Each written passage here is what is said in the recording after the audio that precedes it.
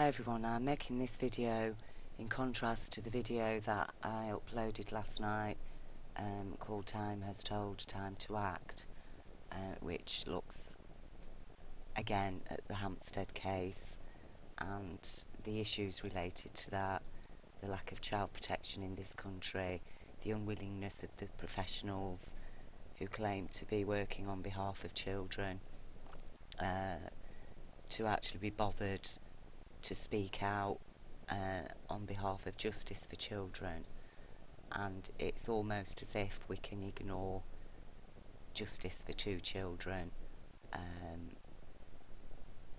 That's fine, you know, it's just a little thing, isn't it, to ignore the fact that two children haven't received justice in a so-called civilised country, you know. And I can't apologise for my emotion in that video, and I can't apologise for the swearing. In fact, I feel I didn't want to upload it. I'm not a person who swears normally. I don't go around effing and blinding through my life, you know, and I was a person who swore very rarely, but with things that have been happening recently, in the last few years especially, things have escalated. You know, what can you say? Language does become debased to reflect the utter debasement of humanity, and I think to not reflect that in our discussions about it or expressing our concerns it is an offence itself.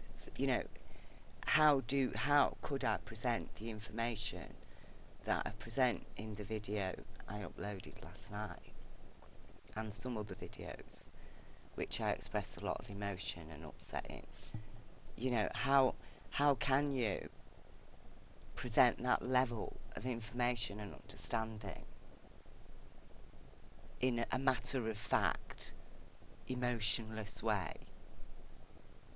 I mean, it's like, you know, giving an observational, detached account of somebody in the process of chopping off your arm. Oh, it hurts. Oh, you know, I can really feel the vibration of the bone. It's really cutting in. It's causing me a lot of pain. There's a lot of blood. You know, I mean, it's just ridiculous, and I feel ashamed that I feel so angry, and I'm driven to shouting and screaming and going crazy. I know people say, oh, the enemy's won because, you know, you've allowed them to get to you.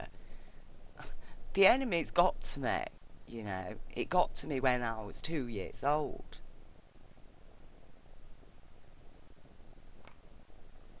And I'm still standing, you know. I'm battered and bruised, but I'm still standing.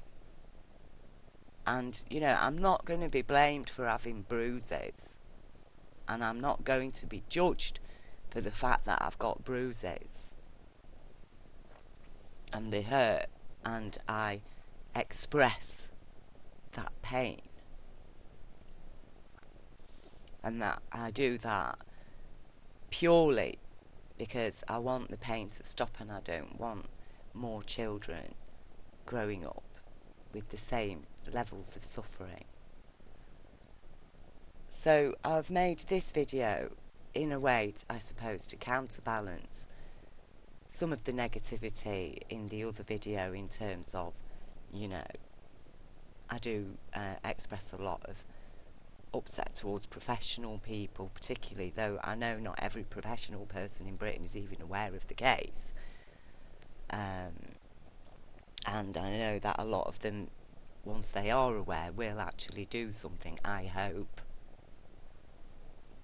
But it's very demoralising when you've written to hundreds and hundreds of, you know, professional people different organisations and nobody responds and nobody does anything at all. And, you know, this image that I've brought up here is from a video, Stargaze HD Universal Beauty. I'll leave you the link to it. And, you know, this is one of the latest images from the Hubble Space Telescope. And we can see the stars, how beautiful they are and how perfectly they shine. And, you know, what's going on with children's rights in this country. It's like saying somebody comes and just extinguishes a couple of stars and we say that's okay, you know.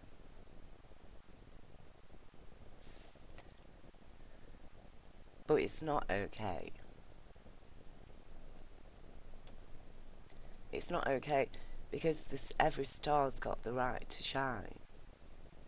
And who's got a right to extinguish a star or to deny its right to shine, to smother it in darkness? You know, and that's what's happening to children, is they're being stopped from shining because the dark things are stopping them from shining.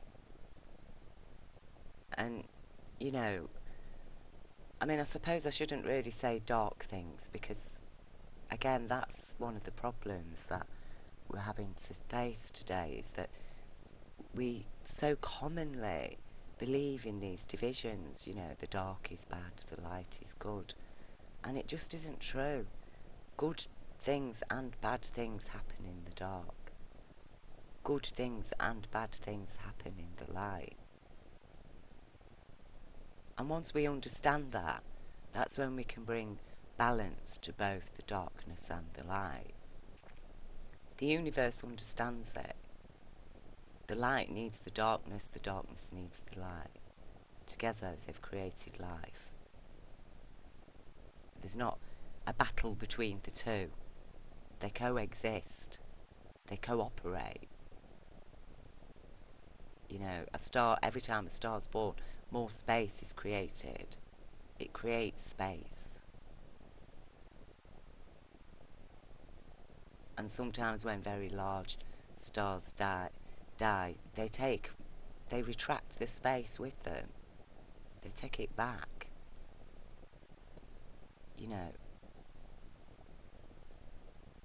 And in truth, the star never actually dies. Its light lives on forever throughout the universe, and it transforms into other matter. Like, for example, the material that's created our bodies. The material and building blocks for life. So, you know, every star that becomes a supernova or a red giant, white dwarf, has contributed to the universe. So I wanted to share, you know, the bigger picture, because, you know, the bad things that are happening need to be counterbalanced by the good things that are happening. And a lot of good things are happening right now. You know, for the first time in human history, we're able to witness this. We have the understanding to know what lies beyond our own solar system, to stand on the threshold of exploring the greater universe, the outer universe, from within our own locality. Our understanding has just absolutely it's really incredible what we know today, where even when you just look back at, 100 years ago, compared to what people know today. A child of 12 knows more than the most educated scholar of, the Victorian period. We've moved on. And that is, I think, at the crux of my frustration, a lot of people's frustration with the world today, is because the world hasn't moved on. It's moving on technologically, to some degree, but it's, it's a very limited, enslaved technology to a particular. It's a technology that's serving a particular purpose, a particular consciousness, and particular dynamics of power that keep a certain consciousness in power. So the technology itself, by its design, becomes corrupted because it is created in ignorance of superior technologies that have been discarded or put on the shelf or buried because, precisely because they are superior technologies and they threaten the dynamics of power of the consciousnesses that are depending on inferior technologies and inferior resources. So we can say, we know that certain resources that we are using are damaging to life. And when you weigh up the advantages and the damages, you see that really, it is a disadvantage to continue using such resources in that way when we have superior technology that give us more advantages than disadvantages.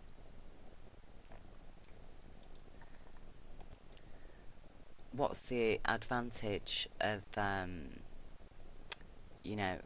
sticking to fossil fuels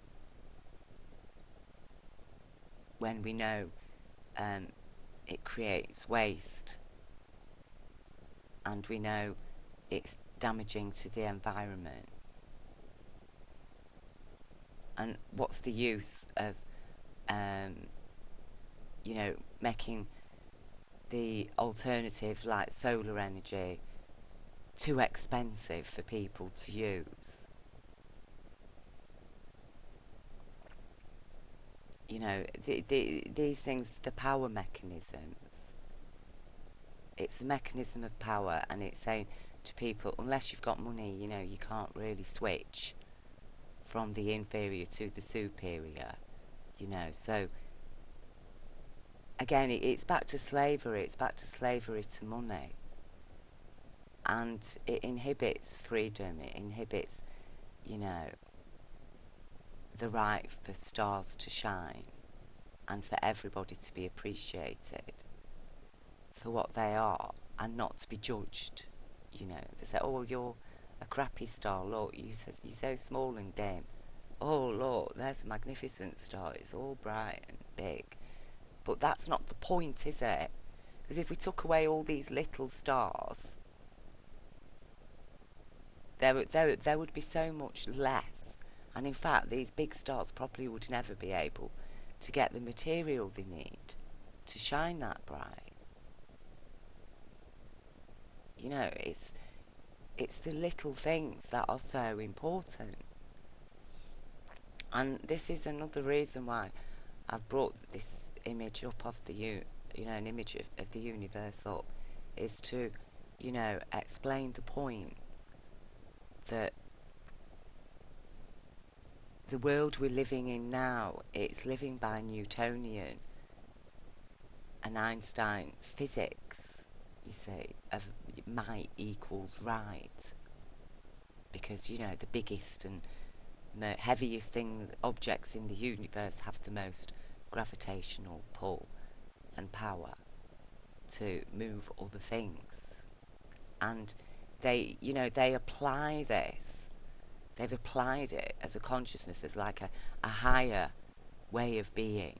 And so the biggest and mightiest people in life have a right, almost a divine right, to exert the most influence in life and over other people. So the big stars dictate to the little stars. But that is an understanding of the universe.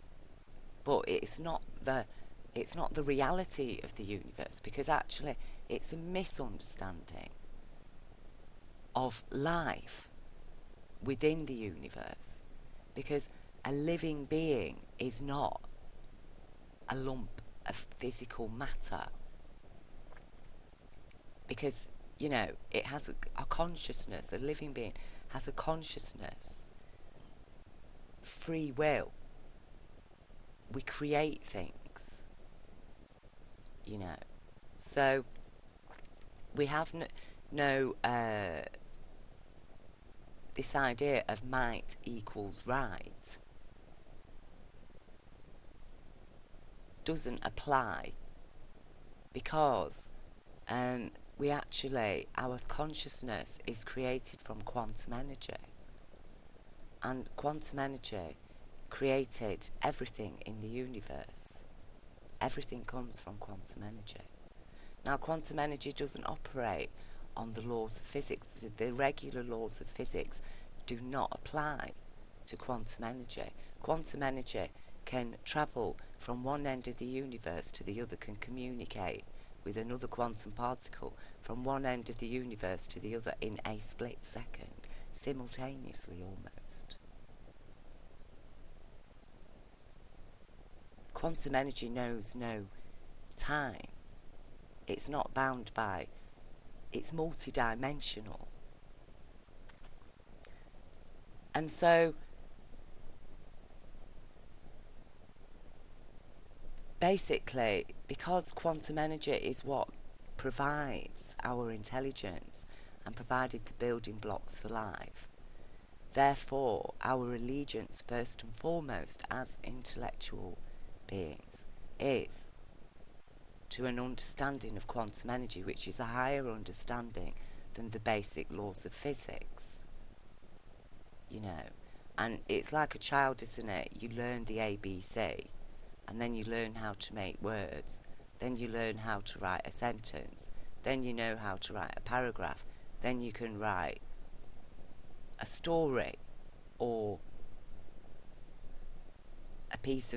you can write some information to be shared.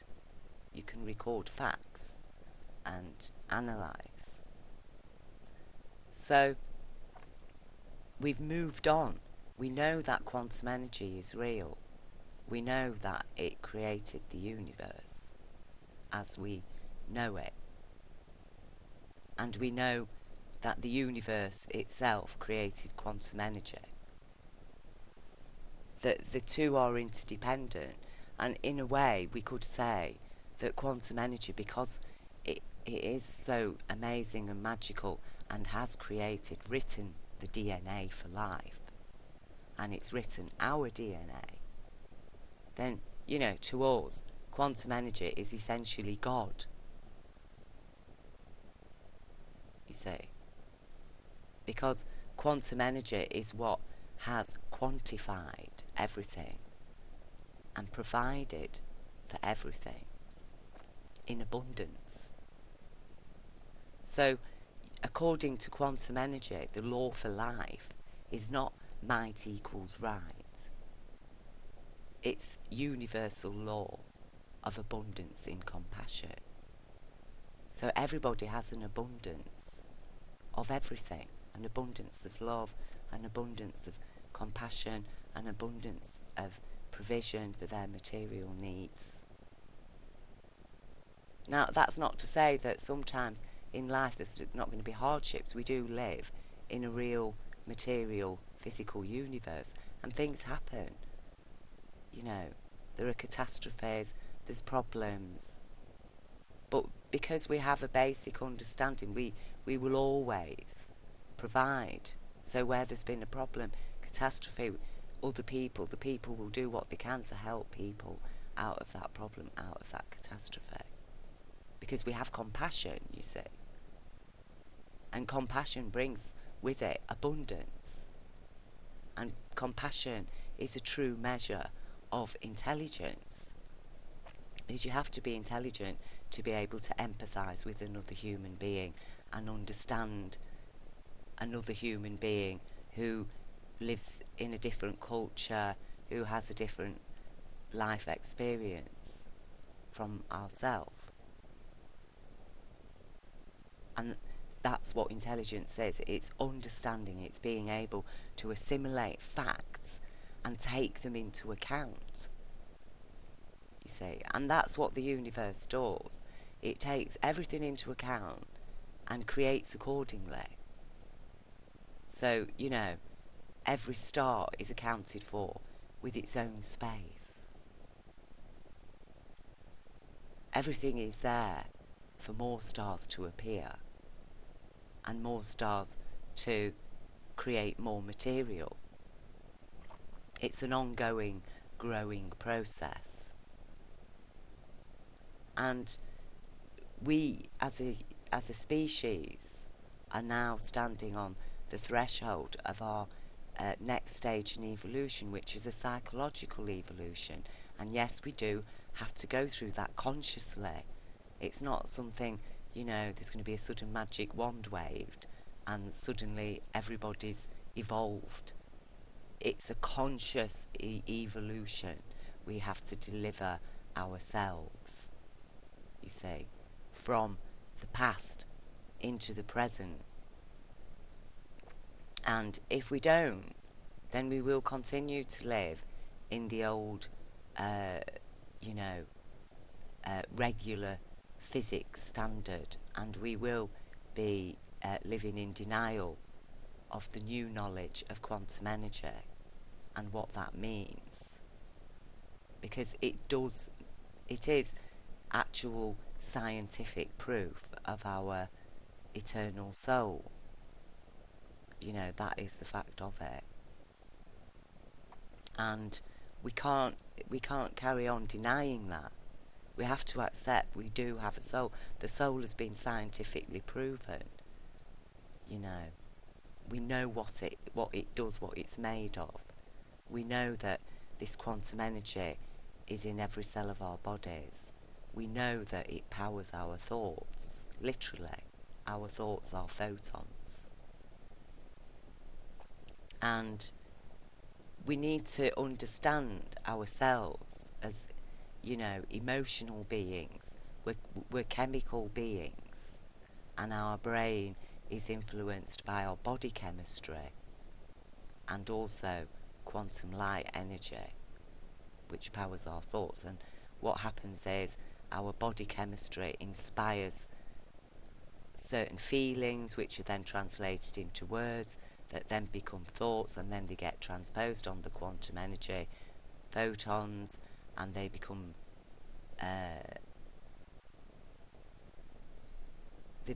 an internal memory. They go into our memory banks, they spark ideas, they give us energy to create, they give us inspiration suddenly, you know, and some of the things that we think and transpose onto our thoughts, onto the photons, are accurate because it's based on facts, and so then that's knowledge. And some things are just fantasy that are just based on supposition or you know, how we'd like something to be, and that's a fiction.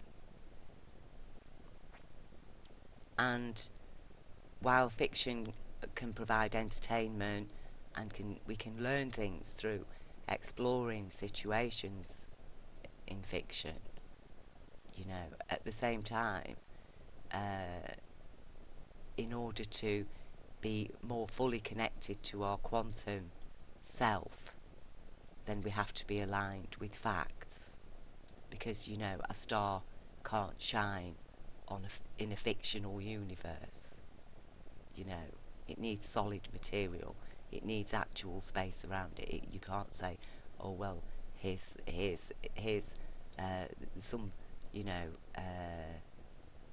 fantasy dust. Go and make yourself, go and turn yourself into a fantasy star. It just isn't going to happen, because reality is reality. And so for us to find inner strength, that's why the truth shall set you free. You see, because that is, truth and facts are what truly feed and empower quantum energy. And the more truth and facts we are aware of and take into account and have assimilated and aligned with, then the more powerful is our quantum consciousness over our chemical consciousness. The chemical consciousness starts to align with the quantum consciousness. So, we're not storing, we're not transposing fictitious or, misguided thoughts into our memory banks as a fact, and then operating accordingly. Because in that case, that quantum energy is not really working for us, because we're not actually, because there's no real light coming from it. It's just basically like a photograph. Whereas when a memory is based on fact and truth, it's a shining light that's alive, you see. But a memory that's based on misunderstanding, lies, that is a dead memory. It's a photograph. It's a photograph, a frozen moment in time, a frozen understanding. It's isolated from actual reality, because it isn't actually true.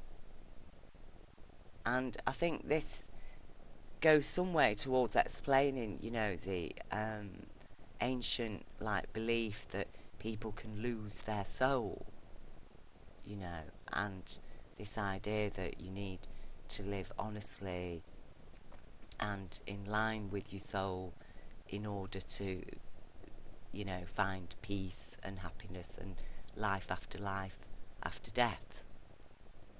That, and maybe there is truth in that.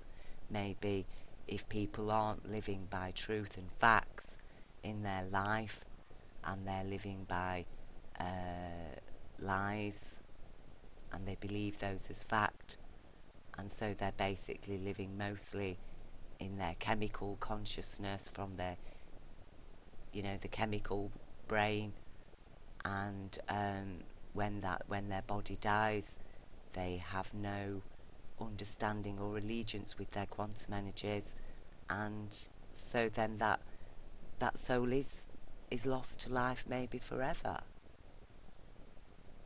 or maybe they are just a lost soul who becomes has no actual connection to anything. I mean, personally, I don't believe that the universe is cruel to consciousness. I think everybody is ultimately forgiven,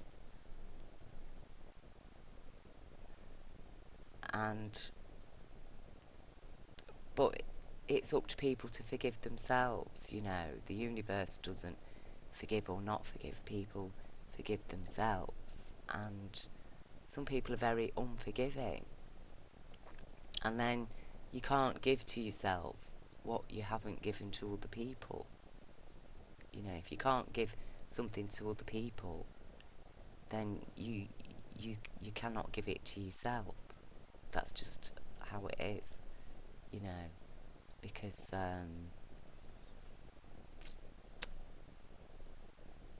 it's a hypocrisy to be able to forgive yourself for your own crimes and not be able to forgive other people for their crimes.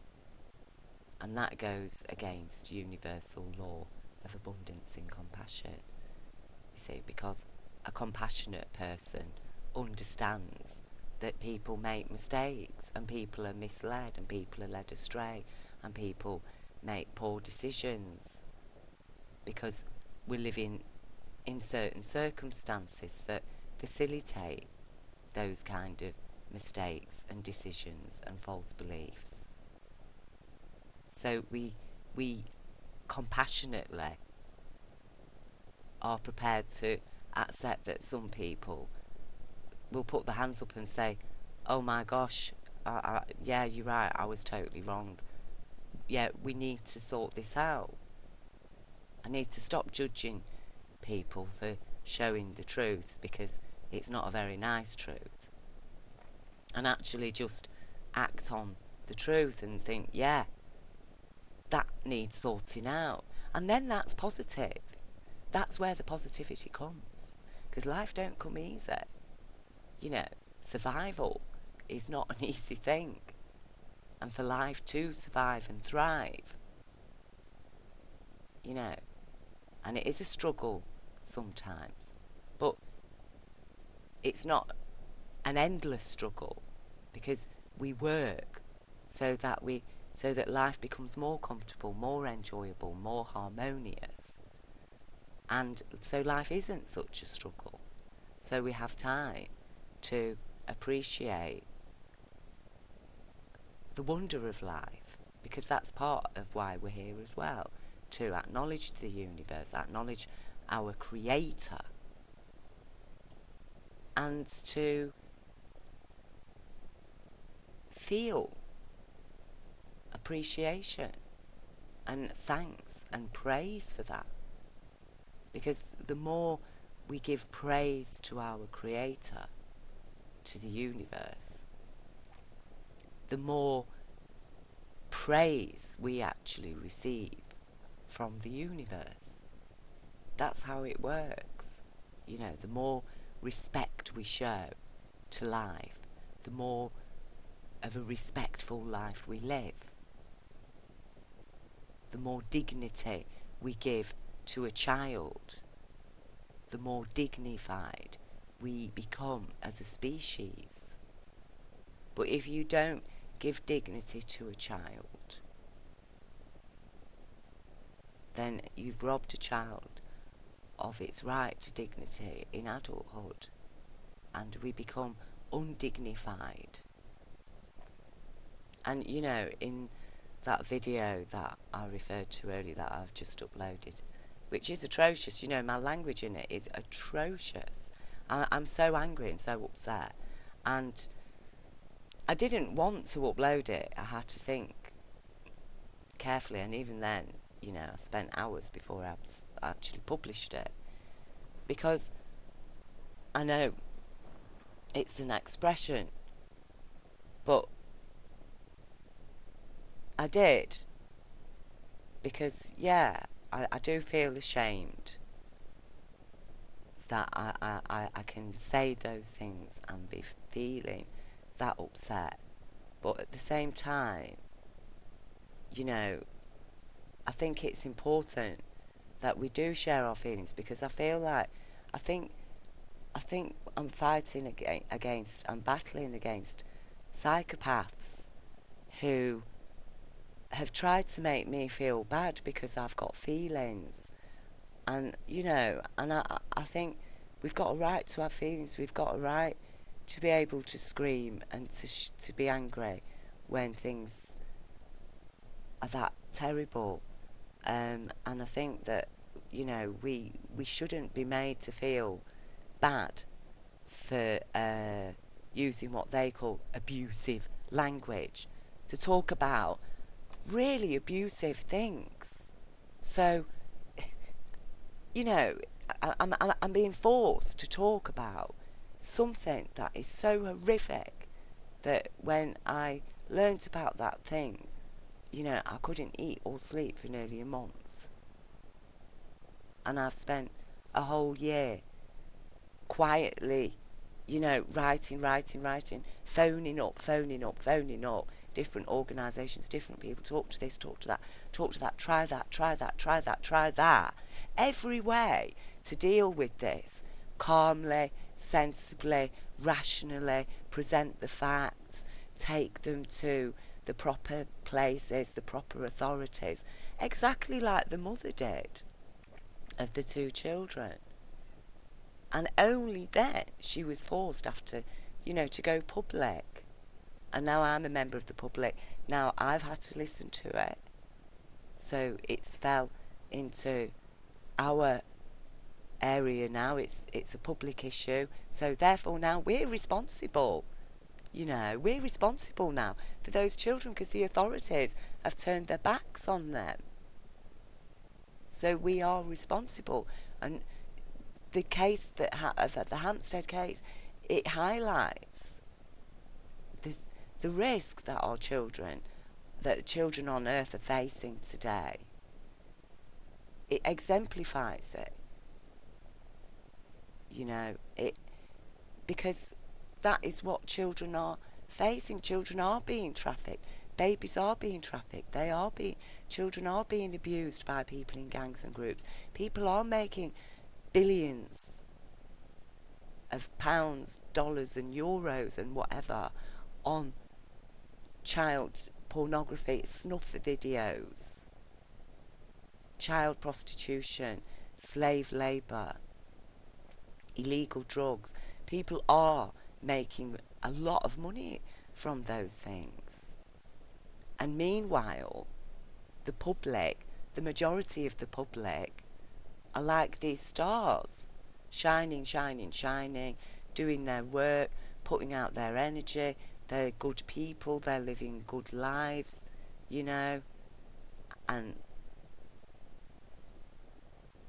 but meanwhile, there's this criminal force that's operating behind the scenes, and all we get to see is the BBC news veneer. And I think we need to lose this sense of normality, because what is normal these days? What is normal?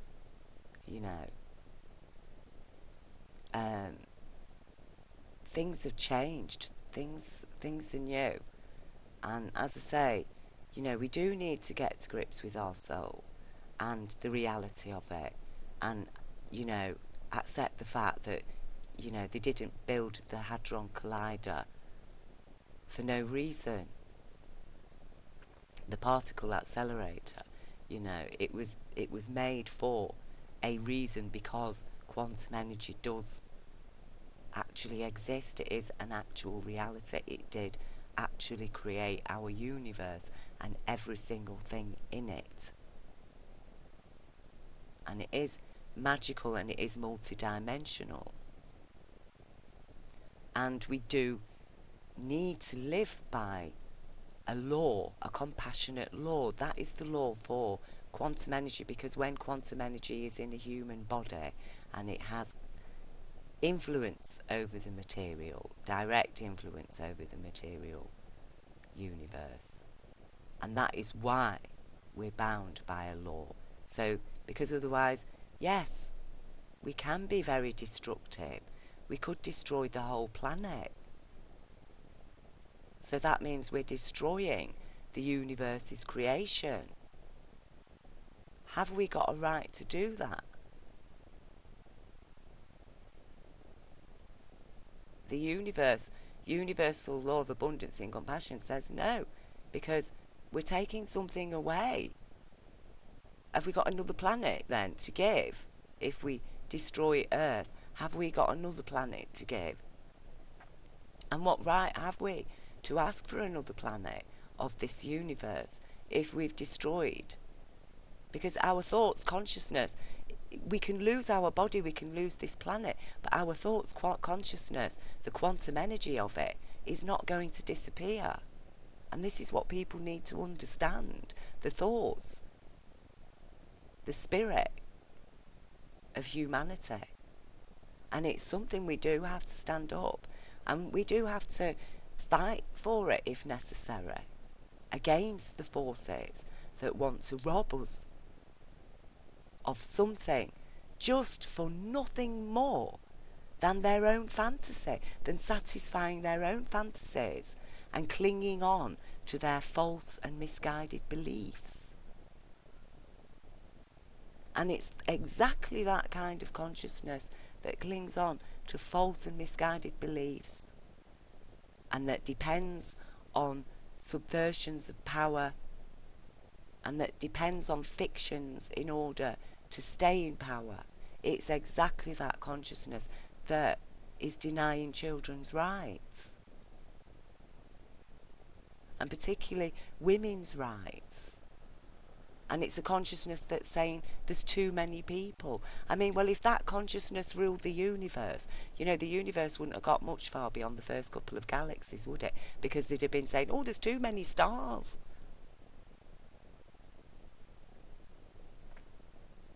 There's always going to be imbalance when you're living in an imbalanced way, and you're living according to an imbalanced law that isn't right. You see, and it's that understanding of right. This is right. The star is right. It's perfect. It's, look how straight the line, the shine, in its space, each in its own space. Because it's right, it can shine. Because it's right, the universe can hold it. Because it's right, a planet can be created and grow life, because it is right. And if we are wrong as a species, we're living by wrong information, then it is an aberration. Because the universe does not operate according to falsehoods, you see, and nothing good can come of it. Nothing good can come of living according to misunderstanding and lies, because that's not what intelligence was created for. And if we do that, we are missing the wonder and beauty of life. And we get trapped into this catch-22 situation whereby, you know, nobody wants to look at the level of fiction and lies, because there's a whole world revolving around that fiction and lies, and people are materially dependent on that world, and they're egotistically dependent on it for their social status, positions, whatever. And so then that whole world becomes like a reality within a reality. And then nobody wants to look at how wrong all of that is. That becomes negative, because, you know, then they haven't got any allegiance to the other reality. That is the universal reality. Oh, well, where are we left with that? Where we're going to cling to the bricks and mortar and the words associated with them and the laws associated with them. But all the laws have come from the universe. The universe gave us the laws, and now humanity have created their little world, first on the strength of those laws, and gradually they've subverted the laws till actually there is no law, to the point that children can be abused, murdered, even eaten, cannibalised, and nobody's going to really bother too much about that, because the fictitious world revolving on its fictitious lies and its corruptions of power and its, you know, inferior technology and dependence on substandard and dangerous resources like nuclear power. We need to ignore the safety of children in order to keep that going. That is just crazy. It is completely crazy. And as I said, you know, at one point in the video previous video that say, you know, this country will burn. And I'm not saying that as a threat. It's a warning, because bad things happen, because it will take fire. People, that's how riots get started. You know, the EU study on youth radicalisation, and I've shared that in other videos, explains perfectly how if you keep denying people's rights, eventually people are driven to extremes. You see, and for me to make that video and put it up online and publicly share my anger and upset, as I've done in other videos before, for me, that's extreme. That's an extreme thing for me to do. And that shows how bad things are getting, because I wouldn't normally do something like that. You know, I don't normally go around shouting my mouth off about stuff and publicly making videos of me crying and shouting and swearing. And I know I've debased myself, but I've been debased, you know, and I can't pretend that I haven't. And I feel for me to try and pretend that I've not been debased as a human being, growing up in this society as a child and now having to witness what I'm living in. You know, for me to deny that and try to pretend and talk rationally, so-called, is really offensive. It's offensive. It's offensive to my sense of humanity and to a child's rights. And I feel some things do need emotion, and we do need to get angry, and we do need to start re-evaluating of what we're really about. And so, you know, we can't take away the one world without there has to be an alternative to step into. And I've said it before, we do need an exodus. We need an exodus out of one consciousness into universal consciousness. So we need to leave worldly consciousness behind now. Understand it was all a baby walker. Now we have to walk, you see. We need to lose the toys and start actually walking and living in the universal consciousness, because the universe is waiting for us. And there is intelligent life in the universe, and all that intelligent life understands universal law of abundance and compassion, understands that it's right, that the more you give, the more you receive, the more you have, so the more you can have. The less you give, the less you receive, the less you have, the less you will be given.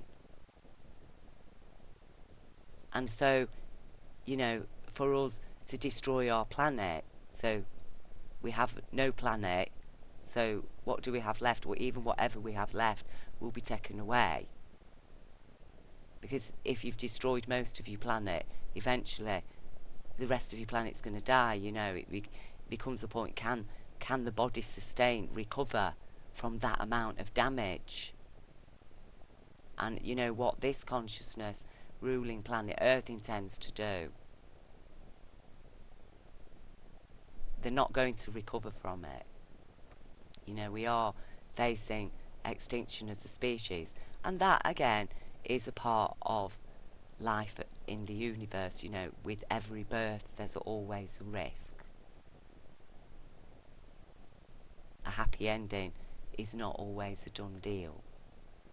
But regardless of what happens to Earth and the consciousness, the true loving, caring, compassionate consciousnesses of humanity will continue to thrive in this universe, and there will always be a place for them.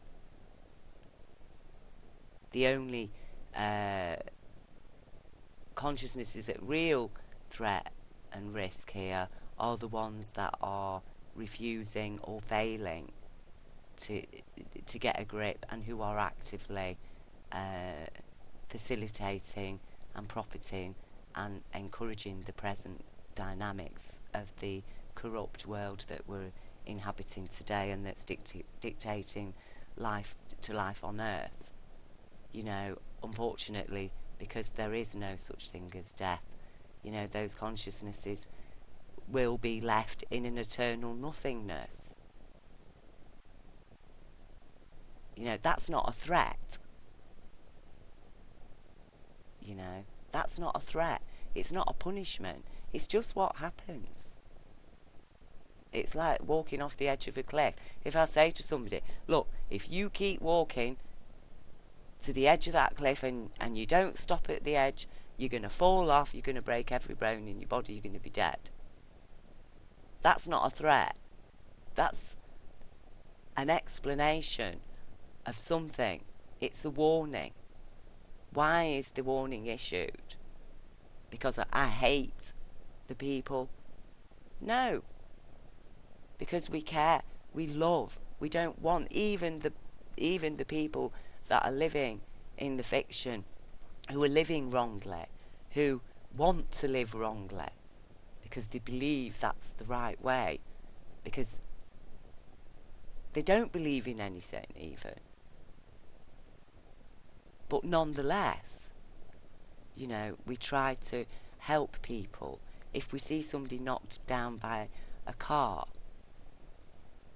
in most countries, I know there are countries that people don't bother, but in a lot of countries, you see somebody knocked down by a car, you immediately go and help that person. You don't, ask for some resume of their life history to see whether or not they're worth helping.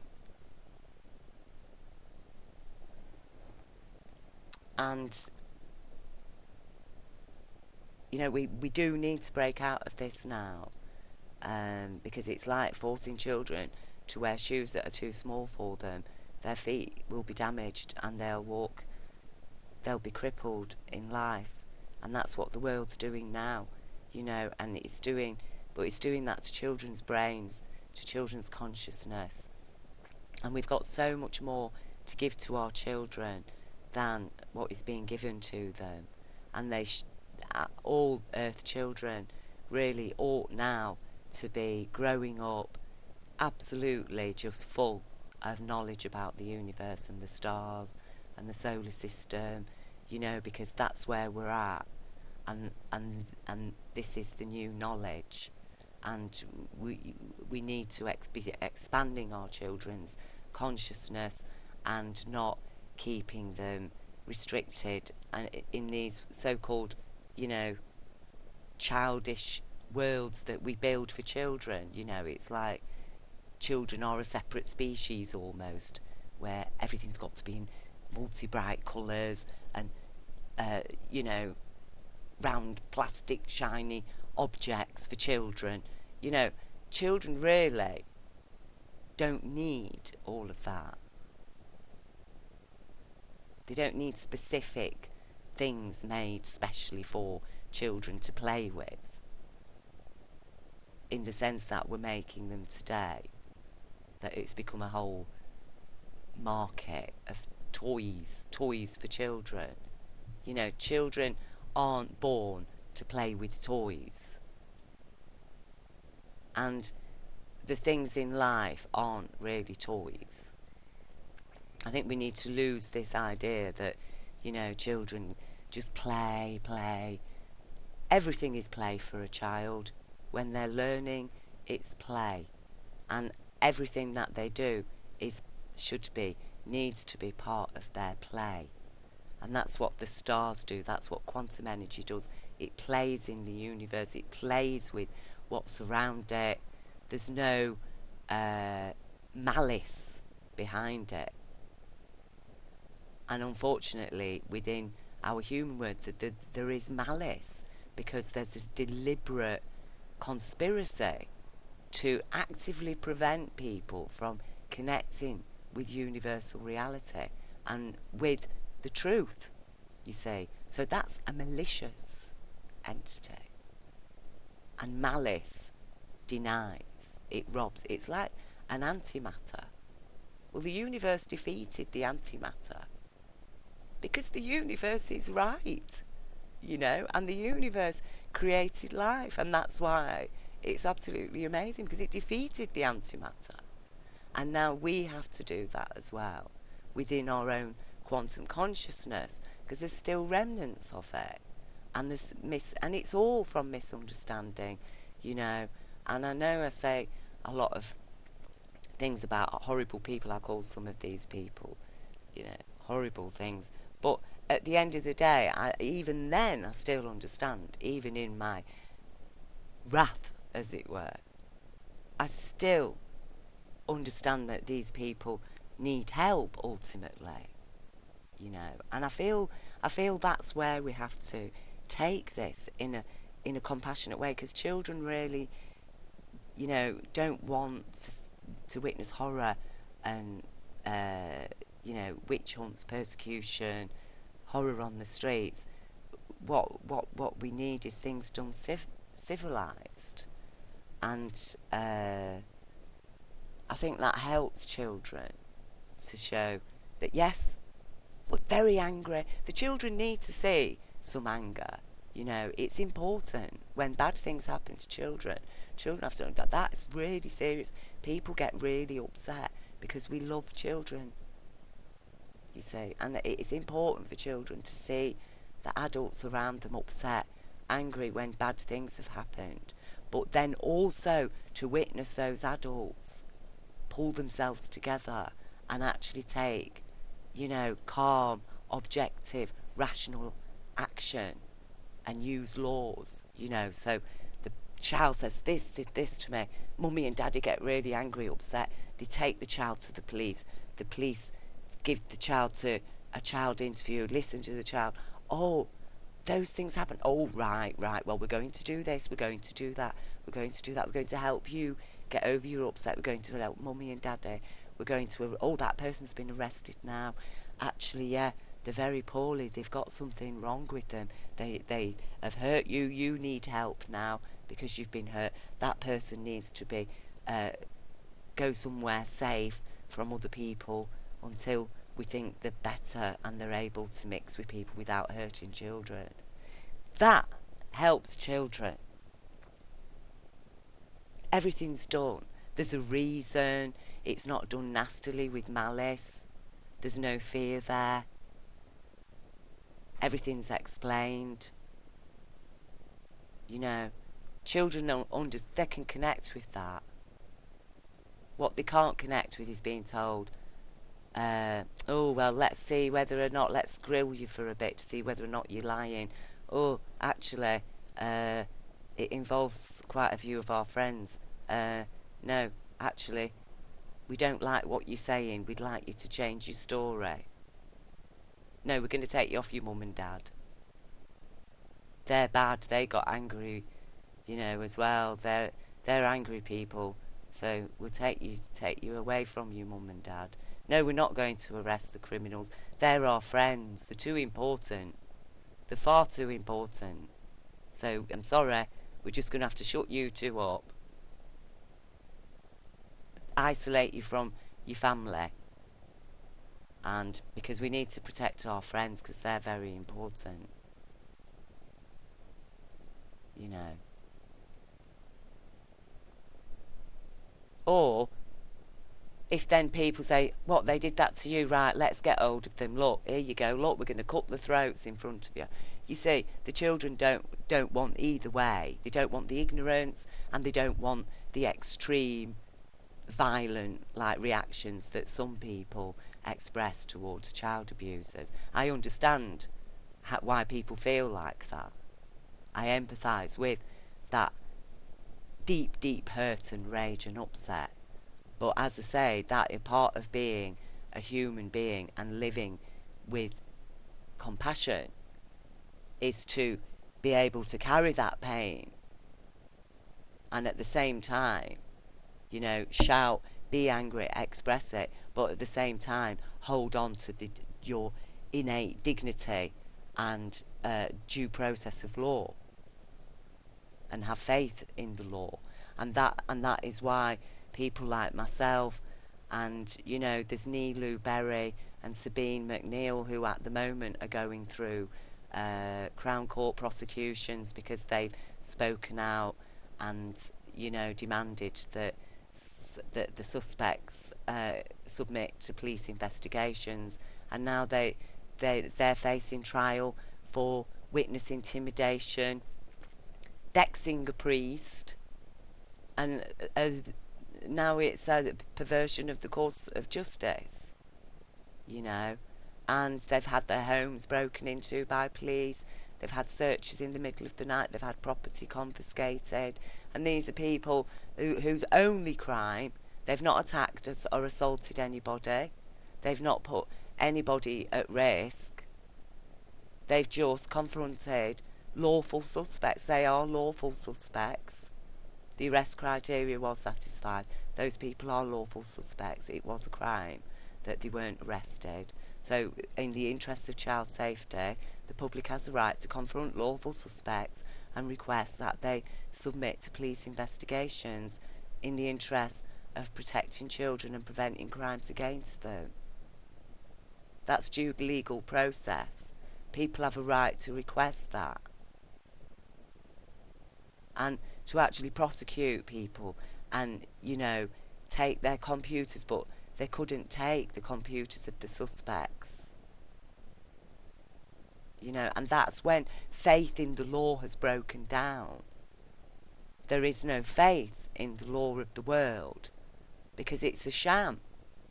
Because it can't even stand up for the rights of two children. It says, but it's not just two children. There's hundreds of children involved in this case. It's not just two children. There's hundreds of children who are all still at risk.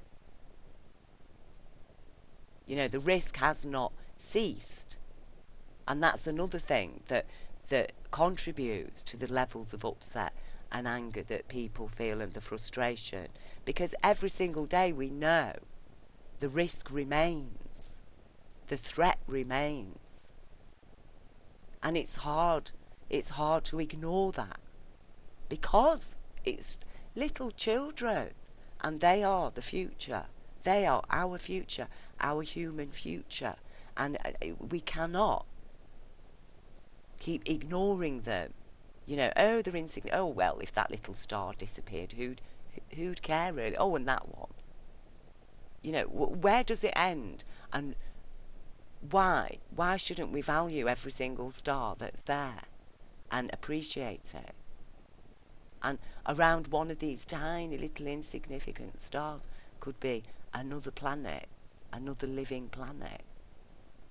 Do you see what I mean? That Einstein was a child once. Martin Luther King was a little child. JFK.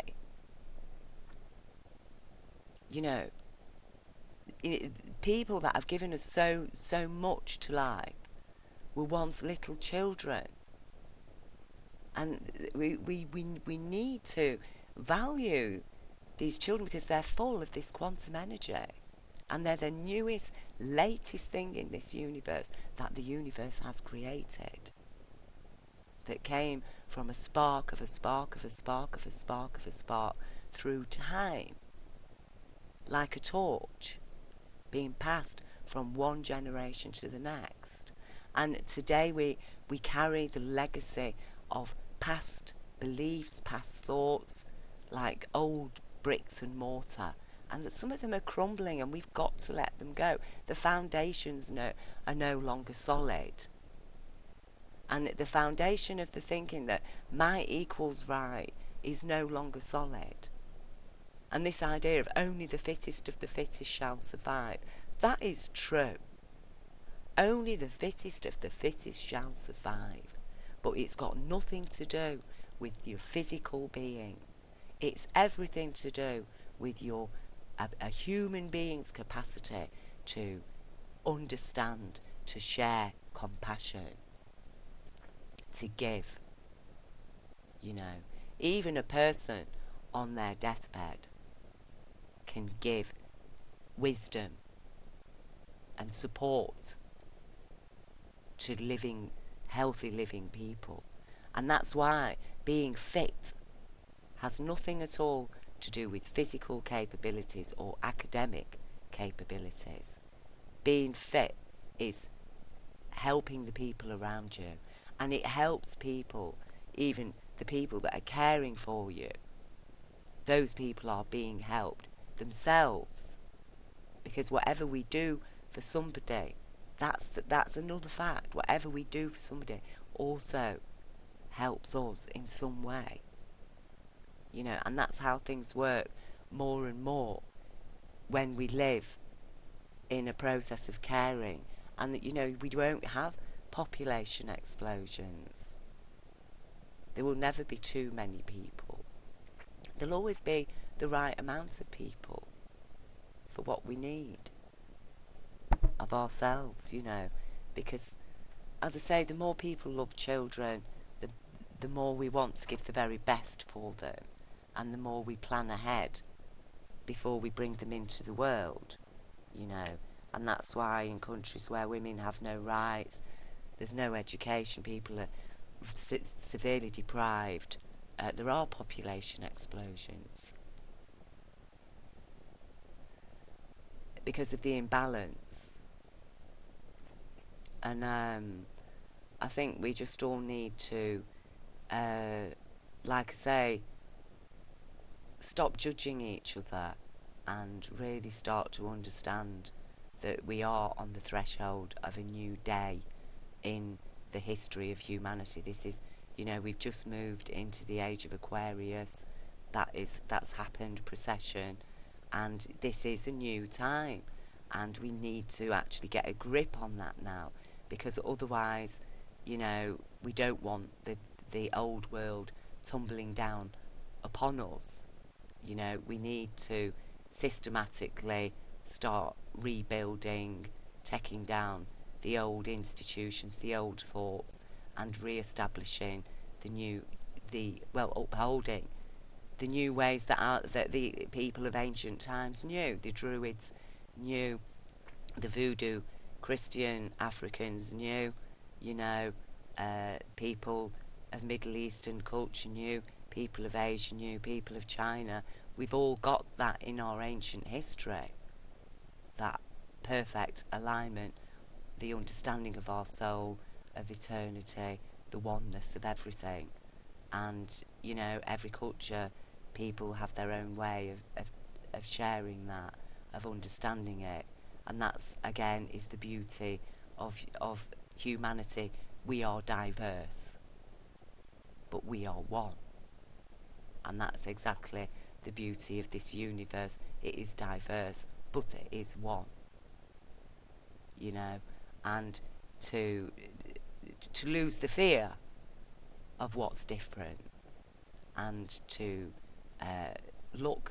seek the good, seek the positive. And as I say, I've sought the positive in this world, and unfortunately I'm alarmed because the negative is actively, consciously working to defeat the positive, to silence it, to oppress it, to stamp on it. And so, that is why then there's a need for people, when you get punched in the face, to shout out the help. And that is what my video does, and that's what a lot of people are doing. And I'm asking people to stand up and support the children, and to please not judge people like me who are driven to deep distress and despair, and who have chosen to share that in an effort to wake people up and to raise the alarm, because it is alarming. And, I tried to present some of the facts that I present in that video. I tried to do it rationally and calmly, and I just can't do it. I cannot do it. I cannot be the BBC newsreader calmly reading about horror and then give you a smile at the end of it, and I think there's something wrong with that.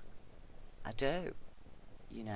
I think I can say all of that I said, and I can make this video now and be calm and talk rationally to you And even though I express such anger, I haven't smashed anything. I've not hurt anybody physically. I've not gone out and set fire to anything, you know, because we can feel those levels of emotion, and it doesn't mean that we're going crazy, you see. And that is what we have to accept, that, you know, being a rational, intelligent, logical, compassionate person, it doesn't mean that you can't have any feelings, and you can't get angry, and you can't shout, and you can't be taken to the brink sometimes, because life will do that. And being strong is being able to get to that point, and yet still pick yourself up and say, yeah, but I'm thinking rationally, you know, rationally, blah. But if somebody's coming at me with a knife or a gun, and they're in my face, and I've got to fight to stay alive, then, you know, it's going to be me. It's going to be me or them, isn't it? You know, if you've got to protect children, you know, you might think, all right, I'm not even going to fight, let them kill me. But if you know that when you die, those kids are then left to that person, no, you have to fight. And any species does that, because that's right. That's right. And that's what I feel we are up against now, is that, and it has really disturbed me to witness the power that those people have got, you know, and how they all stick together, and they just all stand behind this wall of silence. And that is abominable. It is abominable. And they are capable of anything. They are capable of destroying the planet. Of course they are, because they're wrong. They're wrong. And intelligence can't live by wrongness. You can't thrive on wrongness. You see? That's why the universe gave us right. What's right? Because we can thrive on what's right. We can't thrive on what's wrong. That's why it's wrong. So it is very serious. It is serious, and this is serious as well. Our beautiful universe. It's as serious as everything that's happening in this world, and it's actually more serious. But Einstein said all things are related, and he, you know, understood quantum physics, even though it did disturb him. Because it is a new way of thinking for humanity to get our heads round, compared to the standard physical model. But as I say, we need to understand the meaning of fit, and that is what a leader has to be. Our leaders need to be fit, you see. And being fit isn't the strongest, most psychopathic person who's got the least emotion, feelings, and who says the most perfect words and behaves most perfectly in front of the camera and looks most credible. You know, who said what's credible? I don't find people who don't express any emotion and can't express any emotional feeling, I don't find them very credible people. But I'm being told they're more credible than people who've got feelings. No, I don't believe that. I don't believe a psychopath is more credible than a feeling, thinking human being. You know, to me, that's a full human being. Somebody who can express shock, horror, feel something, who can express love, caring, concern, empathy. You know, I'm not scared of human emotions, and it is almost as if we are living as a species, as a culture, especially in Britain, where everybody's scared of their emotions, and the only time people can show emotions is when they get drunk. And it's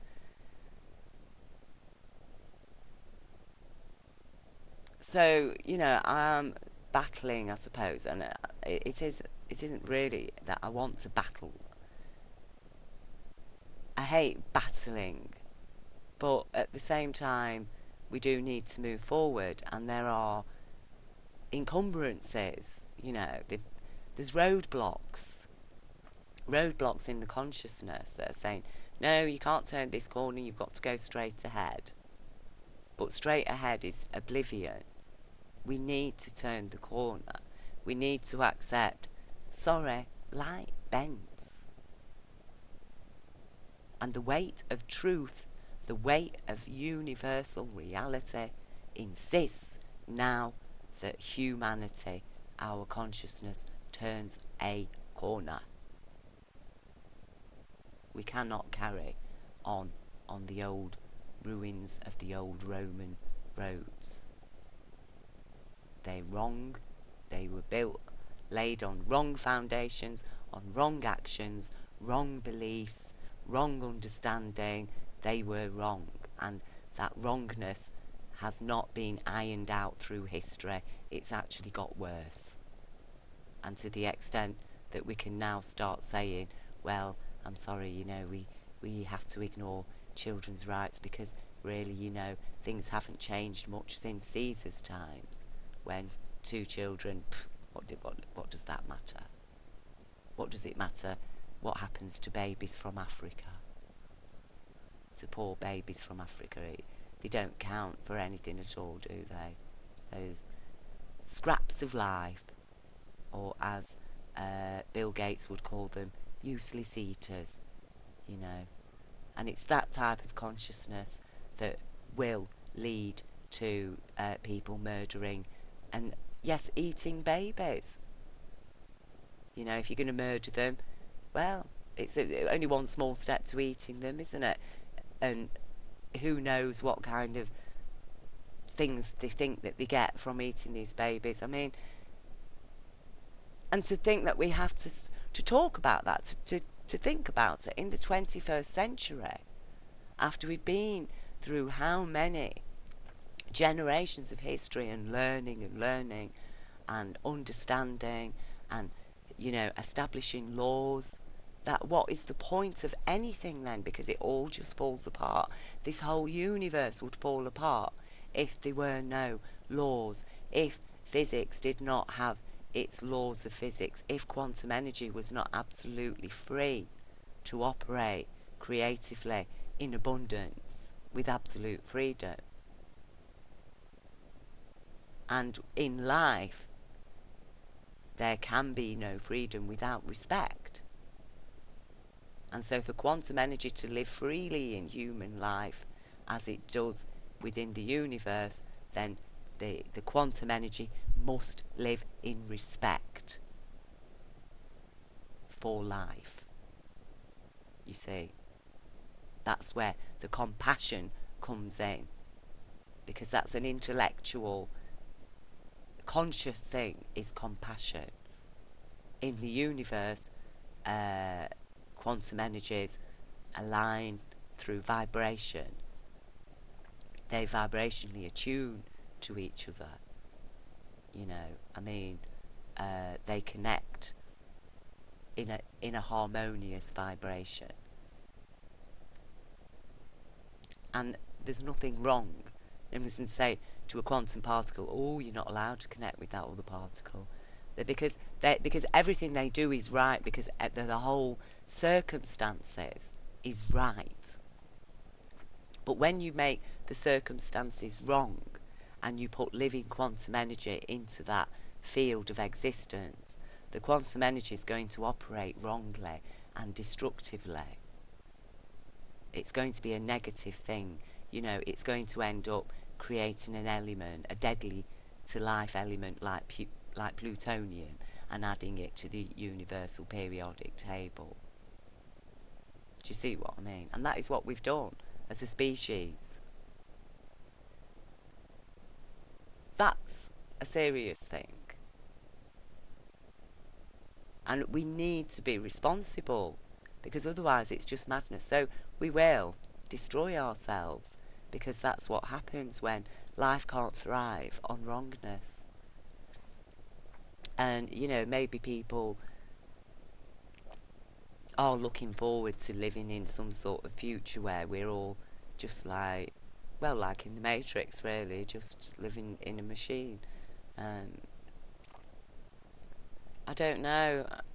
Personally, I think the future lies in understanding, a deeper understanding with our universe. And I think once we attune with that, and we attune with universal law, I think that's when other life forms within the universe will make themselves known to us. I do believe that. I believe there will be a welcoming for us into the universe, and the universe is waiting for us to be born and to break out of this madness that we've been living in, that's been a legacy through time and has been forced on us directly through, you know, lies, really, and an abuse of power. And it is a kind of consciousness that has said, I'm the best, I'm better than the universe, I can do whatever I want, I don't have to respect women and children's rights, I don't need to live compassionately, I'm a man, I'm not supposed to be compassionate. That is what we're living. We're living in that legacy still. And, you know, the money that the man has created, it's got no compassion. You know, it'll watch children starve. So, as I say, I've made this video to counterbalance the other one, and to explain to people that, you know, also to apologise for my anger. And again, I don't want to blame. I'm not blaming every professional person. Not every professional person knows what's going on. But I am appealing to the professional people to please help, and to the rest of the public, you know, to share information, talk about it, help one another. It is a distressing, very, very upsetting case to look at, the Hampstead case, and what's happening to children generally in the world today, and throughout Britain especially. They are distressing, and we do need to support one another, and we do need to accept, to help each other, accept that people are going to get angry, not to judge each other, but to really do our best to address the issue in, you know, a proactive, positive way, and to actually, well, to do something to end child suffering, and to actually do that being aware that we're moving into a bigger picture now. We're moving into a new sphere of consciousness, to be part of the exodus into reality. You know, that it isn't just about rescuing these children, it's about establishing the law permanently, and to say every child is important, every star is important, and everyone has a right to the law, from the first to the last. All have an equal right to justice. And you know, I mean, I have shared in other videos about my experience of light being, and it was a very beautiful experience, and universal law of abundance and compassion was transmitted to my being in that experience. And it took me a long time to have faith in it, that I have, to trust it, to understand what's right, what isn't right, what's correct, what's incorrect, you know, to be sure. And that's why I can share what I share. That's why I can make my video. That's why I am prepared to, I dare to care. You know, I mean, I could be targeted by people. I could have Satanists after me or whatever they call themselves. Personally, I think what will be will be. If those people decide to do anything to me, that's not my fault for speaking out. That's their decision, and they will do whatever motivates them.